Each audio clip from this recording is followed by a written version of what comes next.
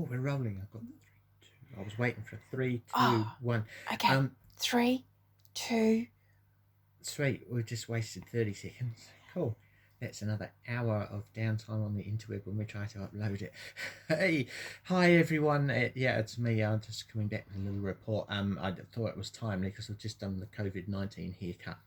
We're in lockdown for 4 weeks here, and I've threatened the kids that if they don't behave, they're going to have the same thing. And it seems to be working so far. They've been really, really good.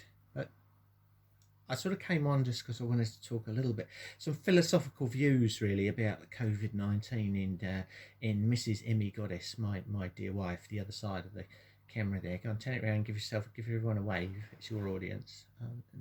Okay, so we haven't got too many spoons left today, clearly.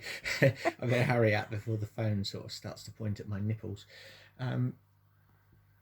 And I just got to thank her really for doing this for me, because I tried to do it myself in the living room, but the glare of the light was so much on the new baldy shine that I couldn't actually get a decent picture. So Covid-19, and we're staying at home, and actually there's not a huge amount of change for us. We've been practicing this for about 4 years, as my wife says. She's a bit of an overachiever on the lockdown thing. But it just made me kind of think a little bit about our lives, and maybe to sort of, people are maybe going to get a little insight into what it's like being us. It's quite astounding. I'm not sure if anyone ever really thinks about it, but certainly those out in it won't have been lost on those who are bedbound out there, whether they've got ME or anything else. Funnily reading something in the news, for instance, where people were saying, oh yeah, it's 4 weeks at home, but we can't go out, we can't go away on a holiday. What's that going to feel like and look like? And well, you get used to it. After 4 years, you get used to it. I don't go out that often even, and then there's very little social life really, bar picking up kids from school and doing the shopping once or twice a week. So nice to say hello to the other mums and dads now and again, albeit briefly. But that's not a big change for us. It's a bit of pain not being able to take the kids down the warehouse, God bless them, for a quick toot round to see if there's anything cheap to get with the pocket money. But yeah, so some people are going to find it hard, I guess.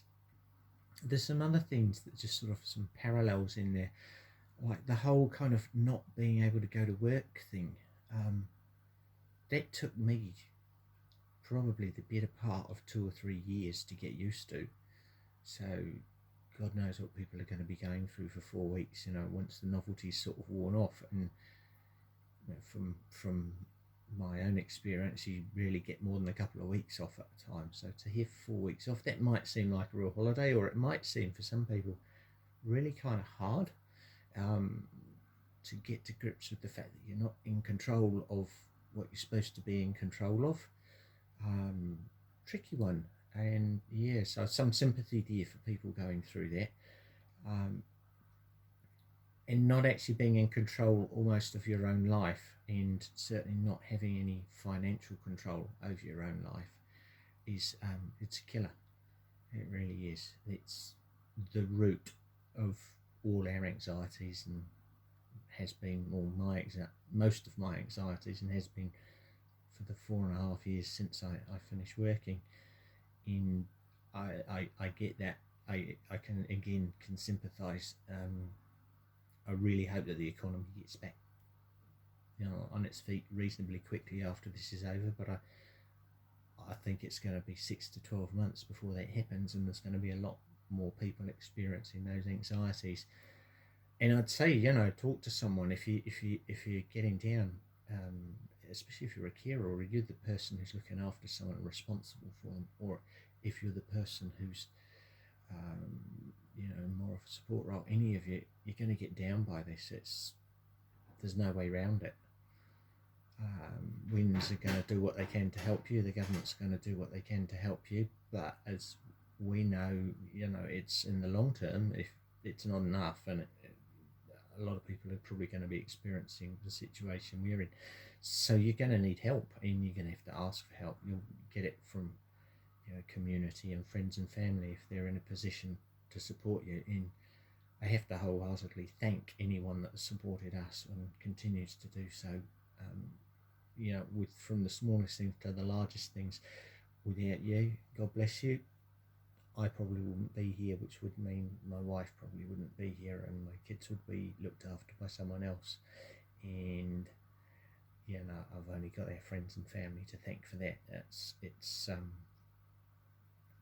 It's tough, and you can't do it without help. So reach out, and it's a really hard thing to do, and it's very humbling. And it's humbling just to receive it when you don't even have to ask either.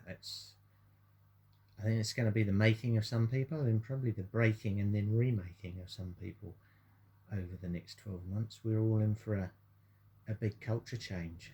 There's a lot of people out there who take a lot of things for granted, and I think they're going to start maybe not doing that quite so much, and there will be some who continue to do so.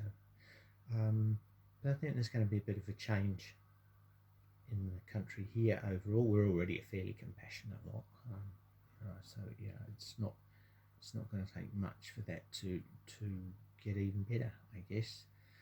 I have to say I love the way our glorious leader, and I mean the Prime Minister, not my wife,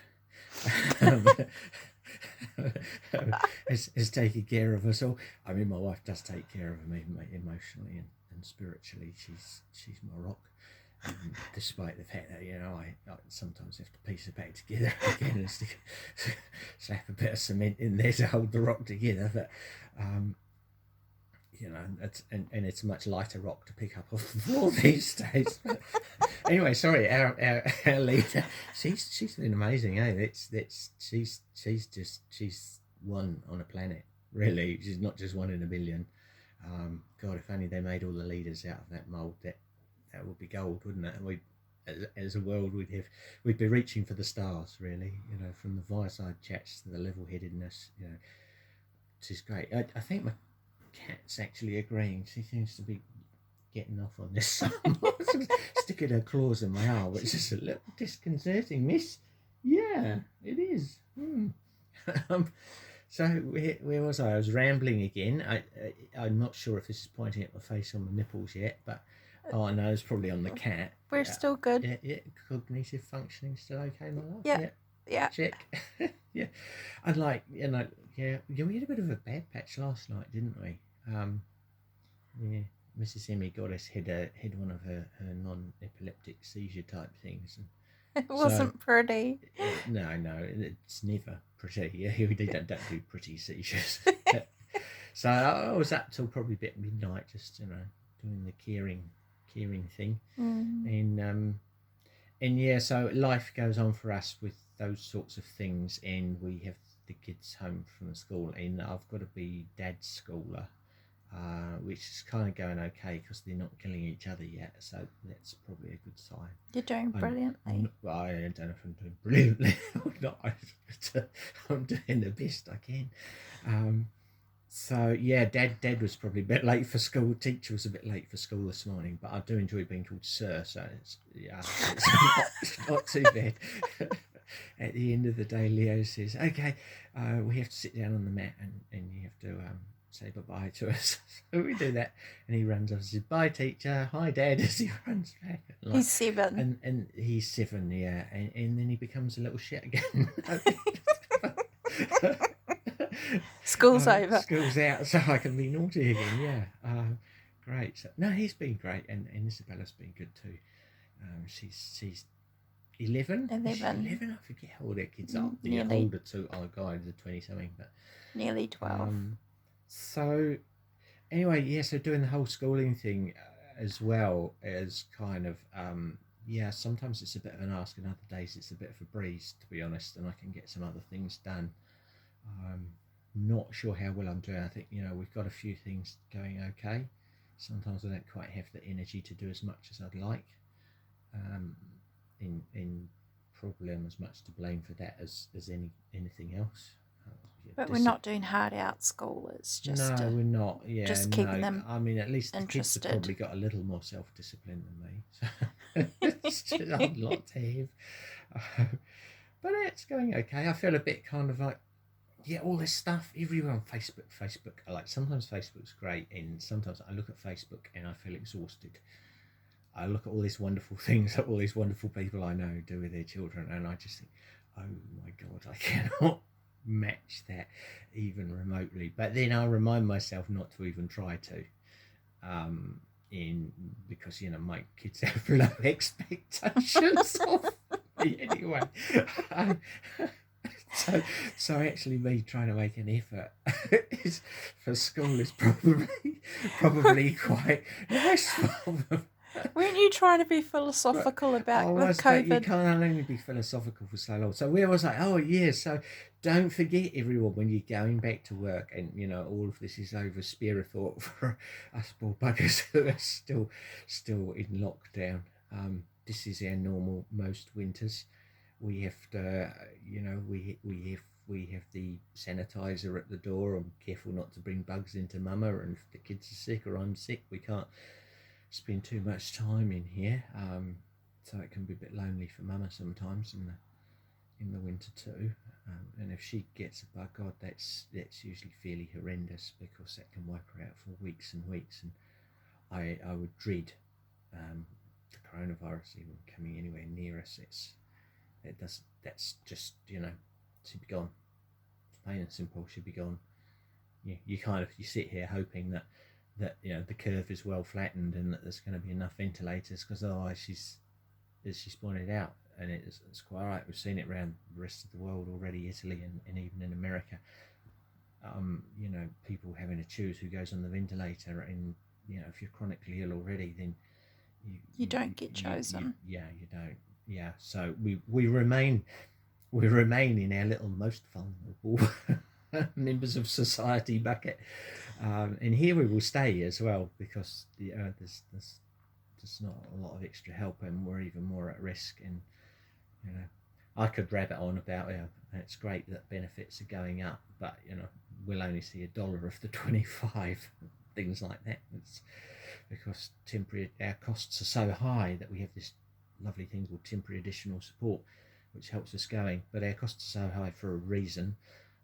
Medical and essential costs, so any change in main benefit just kind of brings the temporary additional support down, and we still have the same costs and we still have the same income, and it's still really hard. And yeah, part of me begs people to understand some of that through this experience, and to understand what we go through. And most of me says, really, just don't wish that on anyone. Don't wish what we go through on anyone. And now everybody's going through it. Overall, is just that whole be kind, because that's how we get through. Be kind out there. That's the only way we get through, and that's the only way everyone else is going to get through this horrendous time in our lives, I guess.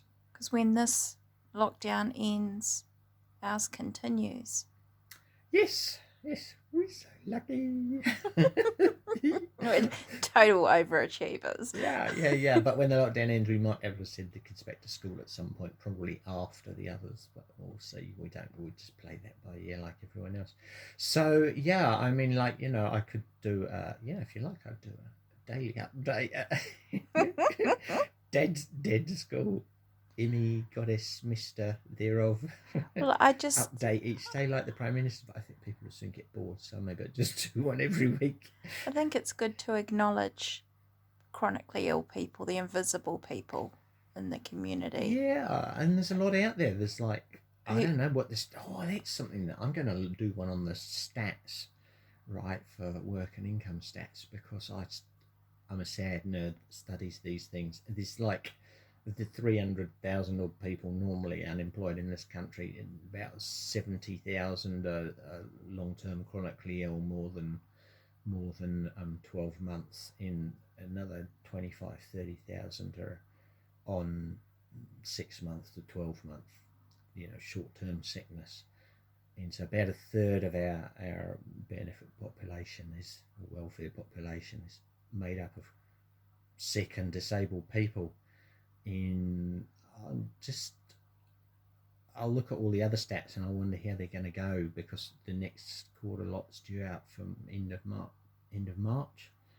in looking at that against the December ones and just be able to see how badly we've been hit as a country. But that's just me being nerdy. It's probably got very little relevance to this. But hopefully, if I'm right and I've got the gist of it, what you're saying is that out of this experience, we would hope to have a more compassionate community to those who live like this all the time.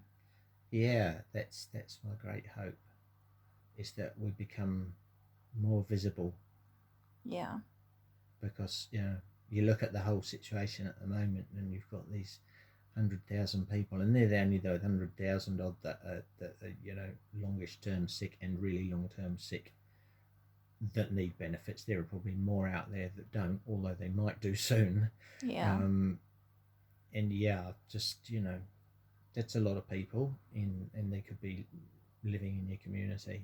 So spare a thought, because whilst there are some things that they're going through that aren't very different to everything else, a lot of them will be really, really scared about catching this, because they're at the bottom of the queue for the ventilators, and yet they're the most likely to need them. We can't really, we have to be careful with saying that, because that's not what's happening in New Zealand.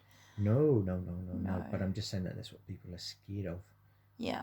We've just seen it in the international community that's happened. Yeah, in a few places so far. Yeah.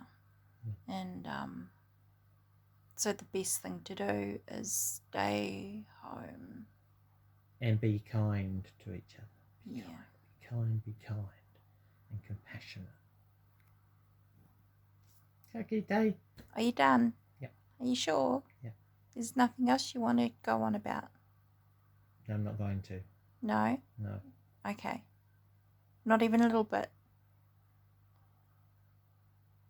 I'll show you my bum. Oh my God. You had to do it. You're so bloody English. Bye. Bye.